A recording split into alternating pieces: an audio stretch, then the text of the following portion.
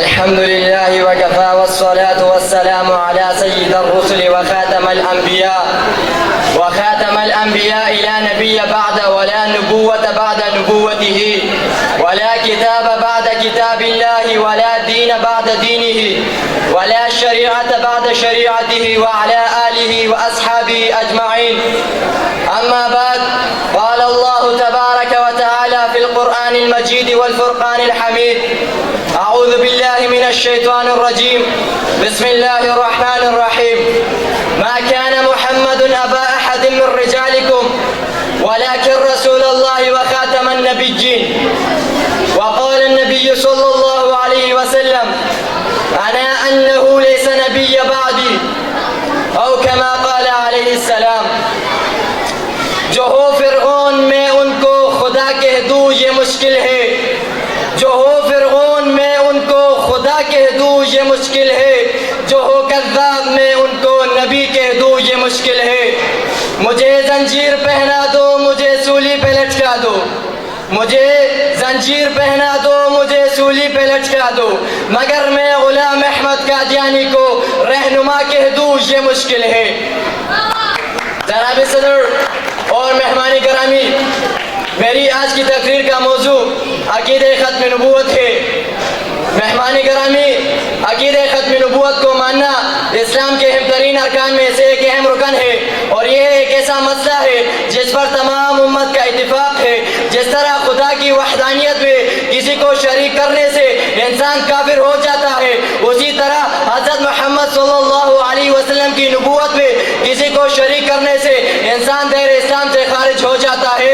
اسی لیے کہ قرآن کریم کی 100 آیات، حضرت محمد صلی اللہ علیہ وسلم کی 210 احادیث اور بزرگوں کے تقریباً 1500 ارشادات پر گواہ ہے کہ حضرت محمد صلی اللہ علیہ وسلم کے بعد نبوت کی کرسی پر نہ کوئی آیا تھا، نہ کوئی آیا ہے اور نہ کوئی آئے گا. جس طرح خدا اپنی خدائی میں وحدہ لا شریک ہے، اسی طرح حضرت محمد صلی اللہ علیہ وسلم بھی اپنی نبوت میں وحدہ لا شریک ہے. جناب صدر، قرآن کریم میں رب العزت نے واضح اعلان فرما دیا: ما كان محمد ابا احد من رجالكم ولكن رسول الله وخاتم النبيين.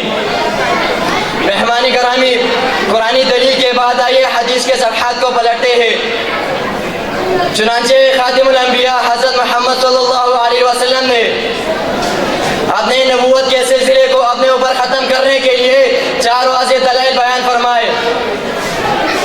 یا ایھا الناس ان ربکم واحد وایاکم واحد ونبیکم واحد لا نبی بعدی. دوسری جگہ اعلان فرمایا: انا انہ لیس نبی بعدی. تیسری جگہ اعلان فرمایا: یا ایھا الناس انہ لا نبی بعدی ولا امۃ بعدکم. چوتھی جگہ اعلان فرمایا: انہ سیکون فی امتی 30 کذابون کلهم یزعم انہ نبی وانا خاتم النبیین لا نبی بعدی. اب جو شخص ان دلائل سے انکار کرے گا وہ دائرہ اسلام سے خارج ہو جائے گا. جناب صدر، ہمارے مسلمانوں کی ایمان کی مثال حضرت سمیہ رضی اللہ عنہ کی طرح ہونی چاہیے کہ سینے پر پتھر رکھا ہے، ابو جہل خنجر لے کر کھڑا ہوا ہے، اور حضرت سمیہ رضی اللہ عنہ کے پاؤں 2 اونٹوں سے باندھ کر رسی کھینچ کر کہنے لگا کہ اے سمیہ، بتا تیرا عقیدہ کیا ہے. اے میرے بھائیوں بہنوں، آپ بھی ذرا سن لیجئے کہ اس مسلمان بہن نے کیا جواب دیا. للکار کر کہتی ہے کہ ابو جہل، مجھے حضرت محمد صلی اللہ علیہ وسلم کی صداقت پر ناز ہے، میں تیری طاقت اور چوری سے نہیں ڈرتی، مار.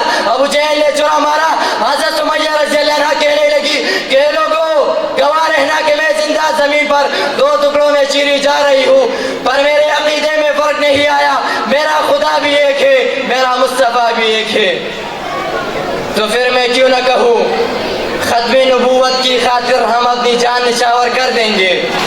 ختم نبوت کی خاطر ہم اپنی جان نچھاور کر دیں گے.